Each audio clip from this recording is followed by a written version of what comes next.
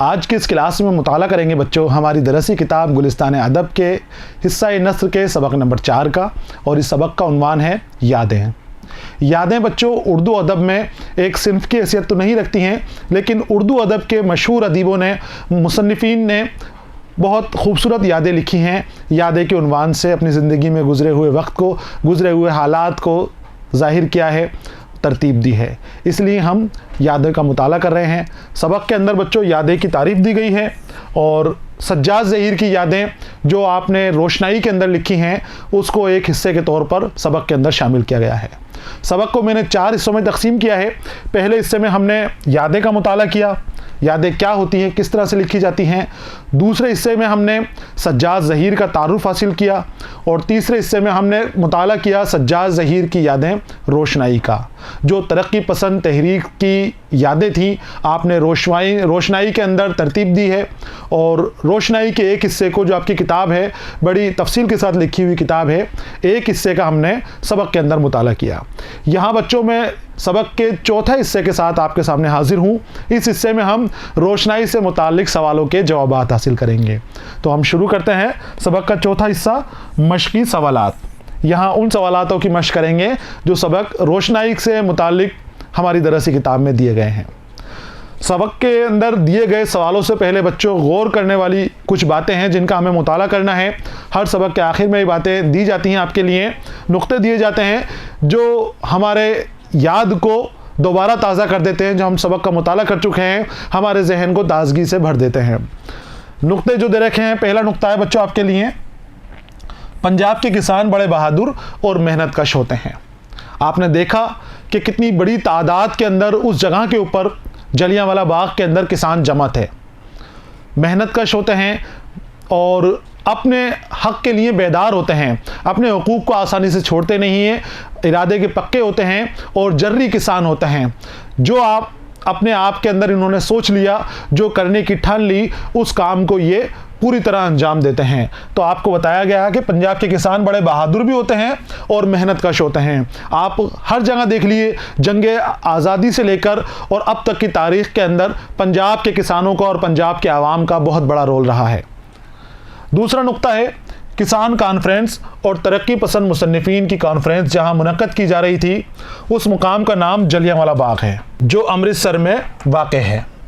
जंग आज़ादी की तारीख़ में इस मुकाम की ख़ास अहमियत है। अब क्यों अहमियत है? क्योंकि यहाँ 1919 में आज़ादी के मतवालों का एक जलसा हो रहा था जिस पर जनरल डायर के हुक्म से अंधाधुंध गोलियाँ चलाई गई थी, और आन के आन में सैकड़ों बेकसूर लोगों को अपनी जान से हाथ धोना पड़ा था। ये सब शहीदाने वतन कहलाते हैं। जलियांवाला बाग के अंदर बच्चों किसानों का इजलास हो रहा था, वहीं तरक्की पसंद मुसन्निफ़ीन की जहाँ की यादें शामिल की गई हैं वो इजलास भी उसी जगह के ऊपर हो रहा था। तरक्की पसंद मुसन्निफ़ीन का इजलास भी जलियांवाला बाग के अंदर था, और किसानों का, मज़दूरों का जो इजलास था, उनका जो सालाना जुलूस था, जलसा था, वो भी उसी जगह के ऊपर मुनक़्क़िद किया गया था। जलियांवाला बाग बच्चों वो जगह है जिसका हिंदुस्तान की आज़ादी की तहरीक के अंदर एक बड़ा मुकाम है। यहाँ बड़ा दर्दनाक सानहा हुआ था, बड़ा दर्दनाक हादसा हुआ था। इस जगह के ऊपर बैसाखी के दिन 13 अप्रैल 1919 को हज़ारों लोग जमा हुए थे जो बैसाखी का त्यौहार बना रहे थे। कुछ लोग अपना जुलूस भी कर रहे थे, खामोशी से अपने कामों को अंजाम दे रहे थे। कोई शोर शराबा नहीं था, कोई हो हल्ला नहीं था, ना किसी के पास हथियार था और ना ही कोई अंग्रेज़ों की खिलाफत में नारेबाजी कर रहा था। कुछ भी वहाँ पर ऐसी चीज़ नहीं हो रही थी कि उन लोगों के ऊपर जुल्म किया जाए। लेकिन अंग्रेज़ अफसर जनरल डायर वहाँ पर गया, अपने 50 से ज़्यादा सिपाहियों को लेकर उस जगह के ऊपर गया और बग़ैर किसी वार्निंग के उन लोगों के ऊपर गोलियां बरसा दी। जितने निहत्ते लोग खड़े हुए थे, मज़दूर और किसान, आवाम वहाँ पर खड़ी हुई थी, उनके ऊपर बेदर्दी से गोलियां बरसा दी। इतनी गोलियां मारी जब तक उनकी गोली ख़त्म नहीं हो गई, वो गोलियां चलाते रहे। बहुत सारे लोग वहाँ पर ज़ख्मी हुए, हज़ारों की तादाद में लोग वहाँ पर मरे। सरकारी आंकड़ा अलग है, लेकिन जो असल आंकड़े बाद के अंदर आए तो वो बहुत हैरत कुन थे। गोलियों से मरने के अलावा बहुत सारे ऐसे लोग थे जो भागा दौड़ी के अंदर कुचल कर पैरों के तले मरे। बहुत सारे ऐसे लोग थे जो कुएं में कूद कर मरे। जलियांवाला बाग के बीचों बीच जहाँ गोलियाँ बरस रही थी वहीं एक कुआं था, उस कुएं के अंदर अपनी जान बचाने के लिए ख़वातीन कूद गई थी, बुज़ुर्ग कूद गए थे, बच्चे कूद गए थे। बाद में बताया जाता है कि उनकी लाशों से वो कुआं पूरा का पूरा भरा हुआ था। इतने लोग उस जगह के ऊपर मारे गए थे, हलाक हुए थे। वहाँ पर बच्चे भी शहीद हुए थे, ख़वातीन भी शहीद हुई थी, बूढ़े भी शहीद हुए थे और बेकसूर दूसरे लोग थे वो सब वहाँ पर शहीद हुए थे। उस सान्हे में शहीद हुए लोग शहीदाने वतन कहलाते हैं। आगे आते हैं, अगला नुक्ता है वो अदीब जो एक बड़े समाजी और तहजीबी मकसद को लेकर चलते हैं, उनमें बड़ी खाकसारी होती है। इस मजमून में फटे से शामियाने और मेली पुरानी दरी जो मिट्टी में लुथड़ी गई हुई थी जैसे फ़िक्रे उनकी ऐसी बेनियाजी की तरफ इशारा करते हैं। ये बताया जा रहा है बच्चों आपको कि जो बड़े मकसद लेके चलते हैं, जिनका जो मंजिल है वो बहुत आगे होती है और लोगों की भलाई के लिए, बहबूदी के लिए जो काम करने वाले होते हैं, उनके मिजाज में बड़ी खाकसारी होती है।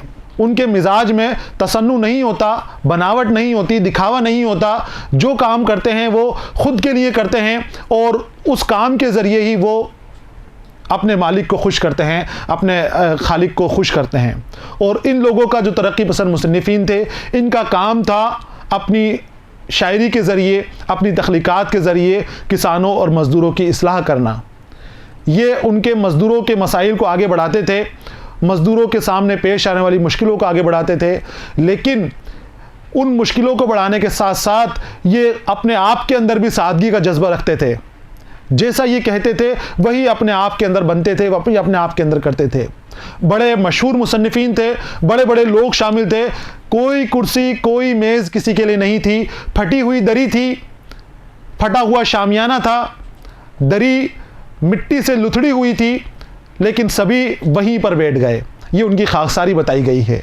बड़े बड़े लोगों की खाकसारी बताई गई है कि जिनका मकसद बड़ा होता है वो अपने अंदर तसन्नु नहीं रखते, बनावट नहीं रखते। मिट्टी से जुड़ाव जिनका है वो अपने आप के अंदर बड़े नहीं बनते, वो मिट्टी से ही जुड़े रहते हैं। और कुछ ऐसी ही अदाएँ इन खाकसारों की थी, इन मुसन्निफ़ीनों की थी जो किसानों के लिए आवाज़ उठा रहे थे, मज़दूरों के लिए आवाज़ उठा रहे थे। अगला नुक्ता है, तरक्की पसंद मुसन्निफ़ीन मेहनतकश किसानों और मज़दूरों के हमदर्द थे, क्योंकि ये वो तबका है जिसकी हमेशा हक तलफ़ी की गई है। तरक्की पसंद मुसन्निफ़ीन जो हैं वो किसानों की आवाज़ उठाते हैं, मज़दूरों की आवाज़ उठाते हैं, मज़लूमों की आवाज़ उठाते हैं। अब यहाँ वजह बयान की गई है, क्यों उनकी आवाज़ क्यों उठा रहे हैं, क्योंकि ये वही तबका है किसानों के साथ, मज़दूरों के साथ और निचले तबके के लोगों के ऊपर सबसे ज़्यादा जुल्म सितम किए गए हैं। सबसे ज़्यादा इन्हीं लोगों को दबाया गया है। मज़दूरों की हालात देख लो कितने ख़राब हैं, किसानों के हालात देख लो कितने ज़्यादा ख़राब हैं। सड़कों के ऊपर बैठने के ऊपर ये मजबूर हो जाते हैं। 2 वक्त की रोटी भी इनको सही वक्त के ऊपर नसीब नहीं होती, पूरी तरह से पेट भर के ही खाना इनको नहीं मिलता। तो यही वो तबका है जिसके ऊपर सबसे ज़्यादा जुल्म और सितम किया गया है, सबसे ज़्यादा इसको दबाया गया है। इसलिए तरक्की पसंद मुसन्निफ़ीन ने इसी तबके की बात को आगे बढ़ाया, इसी तबके के मसाइल को मंजर आम पर लेकर आए। रोशनाई के इस हिस्से में इकबाल और उनके पहले मजमुआ कलाम बांगे दरा का भी जिक्र है। साथ ही हाली और उनकी नज़्म में मुसद्दस हाली का भी हवाला है, जिसका उन्वान मद्दो जज़्र इस्लाम है। अब एक हिस्सा हमने पढ़ा जब इकबाल से सज्जाद ज़हीर मुलाकात करते हैं, लाहौर में गए थे और इकबाल से मुलाकात कर रहे हैं, तो वहाँ पर इकबाल के सामने बैठे हुए वो इकबाल के कलाम पढ़ते हुए जो इनके दिन गुजरे हैं, जो इनका बचपन गुजरा है, उन्हें वो याद कर रहे हैं। इकबाल की जो बच्चे की दुआ है, तराना हिंदी है, जो मशहूर नज़में हैं, छोटी छोटी नज़में हैं, वो बांग दरा के पहले हिस्से में शामिल हैं। तो मुसन्निफ़ कह रहे हैं, यहाँ पर आपको ध्यान दिलाना चाह रहा है कि बांगे दरा के हिस्सा भी उस जगह के ऊपर बात की गई है, यहाँ पर बांगे दरा का भी याद दिलाया गया है। साथ ही सज्जाद ज़हीर अपनी यादों को ताज़ा करते हुए इकबाल के मुसद्दस हाली को याद कर रहे हैं, जिसको मद्दो जज़्र इस्लाम के नाम से शाया किया गया था। ये हाली के बारे में भी याद कर लिया गया, हाली को भी याद कर लिया गया और हाली की नज़्म को भी खिराज अक़ीदत पेश कर दिया गया। नज़्म की तारीख़ में हाली और इकबाल का दर्जा बहुत बुलंद है। दोनों ही बड़े मुकाम के हामी हैं, बड़ा मुकाम उर्दू अदब के अंदर रखते हैं। हाली का भी कोई हमसाया नहीं है और इकबाल के ज़मरे में भी आने वाला कोई शायर अभी तक पैदा नहीं हुआ है, ना कोई मौजूद है। यह है बच्चों वो नुक्ते जहां आपको गौर करना था और गौर के साथ ही आपने मुताला किया होगा। सवालों जवाब की तरफ आते हैं। पहला सवाल है, पंजाबी किसान कॉन्फ्रेंस और तरक्की पसंद मुसन्निफीन की कॉन्फ्रेंस कहाँ मुनक्किद की गई थी? कहाँ पर हुई थी? ये अभी अभी हम मुताला कर आए हैं, समझ कर आए हैं। ये हुई थी जलियांवाला बाग, अमृतसर के अंदर। लिख लेना है आपको बच्चों, छोटा सा इसका जवाब है। ये किसान कॉन्फ्रेंस और तरक्की पसंद मुसन्निफीन की कॉन्फ्रेंस कहाँ हुई थी? जलियांवाला बाग, अमृतसर के अंदर मुनक्किद की गई थी। इस जगह के ऊपर ये कॉन्फ्रेंस हमारी हुई थी। ये है सवाल नंबर 1 का जवाब, लिख लेना है आपको। सवाल नंबर 2 की जानिब आते हैं। जंग आज़ादी की तारीख़ में जलियांवाला बाग की क्या अहमियत है? ये अहमियत बहुत बड़ी अहमियत है। इस अहमियत की वजाहत मैंने अभी अभी आपके सामने की है। इस जलियांवाला बाग सानहे के बाद हमारी जंग आज़ादी की तहरीक में बहुत तेज़ी आ गई थी। उससे पहले के मामला चल रहा था कि अंग्रेज़ों के ख़िलाफ़ जगह जगह तहरीक चलाई जाती थी, जगह जगह उनकी मुखालिफत की जाती थी और उनको हिंदुस्तान छोड़ने के लिए कहा जाता था, लेकिन वो तेज़ी नहीं थी, वो सरगर्मियां नहीं थी जो होनी चाहिए थी। 1919 के बाद यानी जलियांवाला सानहे के बाद इन सरगर्मियों में बहुत तेज़ी आ गई थी। हर शख्स अंग्रेज़ों के ख़िलाफ़ हो गया था। सभी को जलियांवाला बाग से जो लोग मरे थे उनसे हमदर्दी थी, उन शहीदों से हमदर्दी थी। अंग्रेज़ हुकूमत की दुनिया भर में बदनामी हो गई, उनके ऊपर बहुत दबाव आ गया कि अब तो हमें हिंदुस्तान छोड़ना ही पड़ेगा। वरना आप देखिए कि कितने सालों से अंग्रेज़ यहाँ पर कायम थे। 1857 का इतना बड़ा गदर हुआ, इतनी बड़ी हमारी जंग आज़ादी की पहली तहरीक हुई, लेकिन अंग्रेज़ टस से मस नहीं हुए, बिल्कुल भी नहीं हिले। पूरी तहरीक को उन्होंने दबा दी।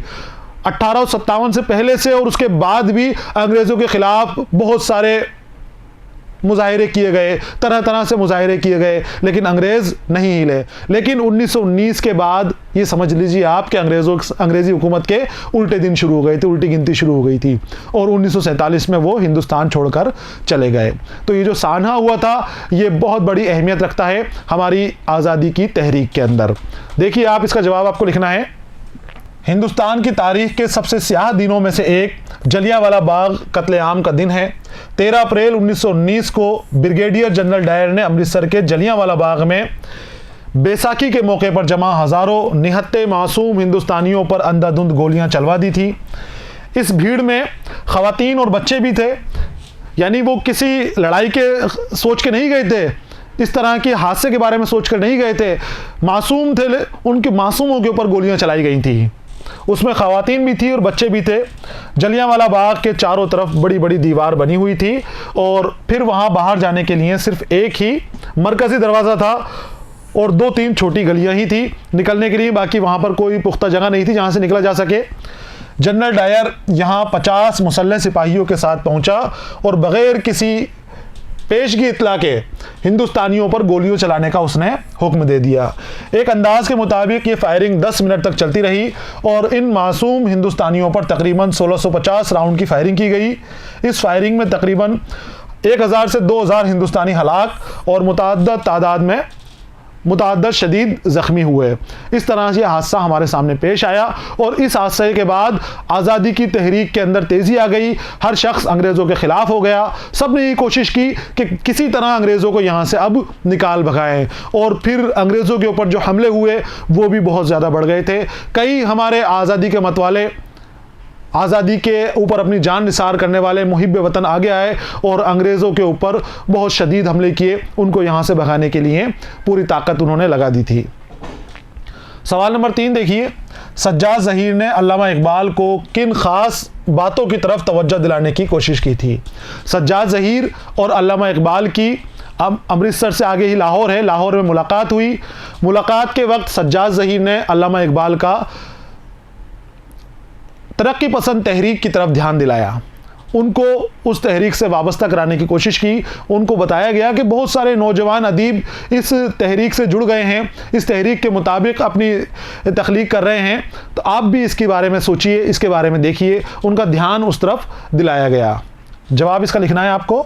अल्लामा इकबाल सोशलिज्म से ज़्यादा वाक़फ़ियत नहीं रखते थे, लेकिन उन्हें तरक्की पसंद अदब या सोशलिज्म की तहरीक से हमदर्दी थी। सज्जाद ज़हीर ने अल्लामा इकबाल से सोशलिज्म के बारे में गुफ्तगू शुरू की और उन्हें कहा कि नौजवान तरक्की पसंद अदीबों का गिरोह इस नए नज़रिए का काफ़ी इस नए नज़रिए से काफ़ी मुतासिर है। ये जवाब आपको लिख लेना है। अल्लामा इकबाल का सोशलिज्म और तरक्की पसंद तहरीक की तरफ ध्यान दिलाया गया था। आगे आते हैं सवाल नंबर 4 की जानिब। सवाल नंबर 4 है बच्चों, अल्लामा इकबाल ने सज्जाद ज़हीर की बातों का क्या जवाब दिया। सज्जाद ज़हीर ने अल्लामा इकबाल को तरक्की पसंद तहरीक के बारे में बताया, सोशलिज्म के बारे में बताया। उन्होंने उनकी बातों को खामोशी से सुना। खामोशी सुनने के बाद उन्होंने खूबसूरत जवाब दिया। क्या जवाब दिया? वो कहते हैं, तासीर ने मुझसे तरक्की पसंद तहरीक के मुतालिक 2-1 बातें की थी और मुझे उससे बड़ी दिलचस्पी हुई। मुमकिन है सोशलिज्म के समझने में मुझसे गलती हुई हो। बात यह है कि मैंने उसके मुतालिक काफ़ी पढ़ा भी नहीं है। मैंने तासीर से कहा था कि इस मौजू पर मुझे मुस्तरद किताबें दें। उन्होंने वादा किया था लेकिन अभी तक पूरा नहीं किया। मेरा ये नुक्ता नज़र आप जानते हैं। जाहिर है कि मुझे तरक्की पसंद अदब और सोशलिज्म की तहरीक के साथ हमदर्दी है। आप लोग मुझसे मिलते रहिए। इस तरह की बातें अल्लामा इकबाल ने सज्जाद ज़हीर को कही। उन्होंने कहा कि आपने मुझे सोशलिज्म के बारे में बताया, तरक्की पसंद तहरीक के बारे में बताया, लेकिन इस तहरीक के बारे में और सोशलिज्म के बारे में मुझे ज़्यादा मालूमात नहीं है। मैंने किताबें मंगवाई हैं, तासीर का नाम लिया कि तासीर से किताबें मांगी हैं, मुस्तनद किताबें मांगी हैं। जब वो किताबें आ जाएंगी तो मैं उनका मुताला करूँगा और उसके बाद मैं अपने नज़रिए से आपको वाकिफ़ करा दूँगा कि मैं इसके बारे में, सोशलिज्म के बारे में क्या सोचता हूँ। और आपकी तहरीक से मुझे हमदर्दी है, आप लोग मुझसे मिलते रहिए। और इस तरह से उनकी बात मुकम्मल हो जाती है। यह है सवाल नंबर 4 का जवाब। इसके बाद बच्चों अमली काम आपको दिया गया है और अमली काम भी करना ज़रूरी है। यहाँ कहते हैं आपसे, कॉन्फ्रेंस में शामिल शायरों और अदीबों के नामों की फहरिस्त बनाई है। ये आपको किताब में नाम दिए गए हैं, वहाँ देखना है और छांट कर नाम आपको अपनी कॉपी के अंदर लिखने हैं। यहाँ मैंने लिखे हैं, इन्हें भी आप देख लें।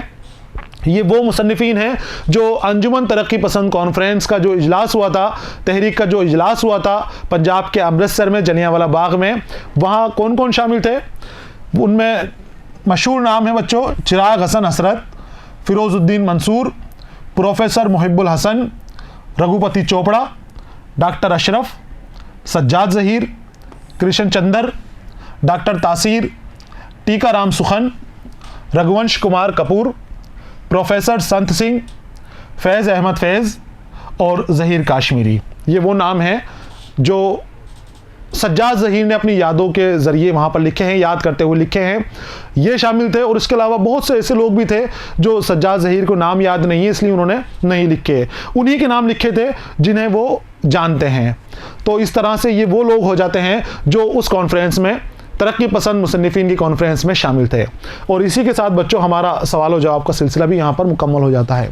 इन सभी सवालों के जवाब आपको कॉपी में लिखने हैं, अपने उस्ताद को चेक कराने हैं और समझते हुए आपको लिखना है जवाब। कोशिश हमेशा यही करनी है कि नकल नहीं करें, अपने आप से खुद ब खुद लिखने की कोशिश करें। सवाल पढ़ें और सवाल को आप अपनी किताब के ज़रिए या सबक रोशनाई वाले वीडियो के ज़रिए देखकर उन सवालों के जवाब आप हासिल करें। जवाब वाला हिस्सा आपको सिर्फ मिलान के लिए दिया गया है ताकि आपको मिलान निकालते वक्त, जवाब लेते वक्त कोई परेशानी नहीं हो। यह हिस्सा मुकम्मल हो गया है, सबक भी मुकम्मल हो गया है। अगले सबक के साथ मैं फिर आपके सामने हाजिर रहूँगा। तब तक के लिए इजाज़त दीजिए। पढ़ते रहिए, खुश रहिए। अलविदा।